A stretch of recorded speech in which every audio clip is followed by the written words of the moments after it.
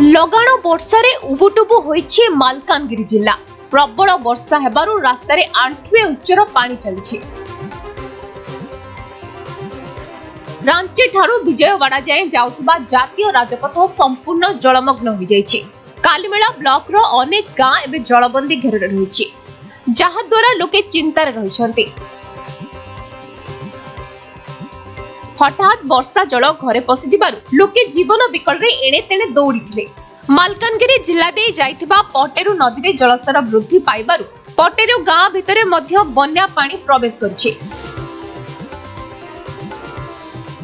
जिल्ला रे बन्या आशंका देखि जिल्ला प्रशासन रो समस्त अधिकारी माने परिस्थिति को नियंत्रण करबा पई सजग रहिथिबा देखिबा को मिलछि। कल पंथा करा जायतिला करा जायछि बर्तमान सुधा कंप्लीट तार रास्ता गोटे करा होचे पोल आज पर्यंत कंप्लीट हेलानी किछि नै से करूचंती बहुत डेरी करचंती जेरे बेले लोक माने हैरान होचंती। जदियो पोल हेयंता ताले लोक माने हैरान हेदेनी।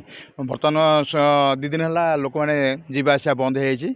जानमान जी जो पटे सेपटे रहिचंती सेपटे रहिचंती जो माने एपटे रहिचंती एपटे रहिचंती इवेन कोन जे 79 जाई पारुनांती कि 79 रो लोक कालीमेला आस पारुनांती ए असुविधा होछि। मालकानगिरी जिले में 3-4 दिन होला लगाण वर्षा जारी रही जहाद्वारा यही घाटी पहाड़ नदी झरणार पानी आसिकी पूरा संपूर्ण नदी माने रास्ता जाम हो जाइए। कालीमेला ब्लॉक को संपूर्ण यातायात ठप हो Ranchi Vijayawada highway 326 number highway ये बहुत असुविधा होची। जनसाधारण बहुत असुविधार सम्मुखीन होती।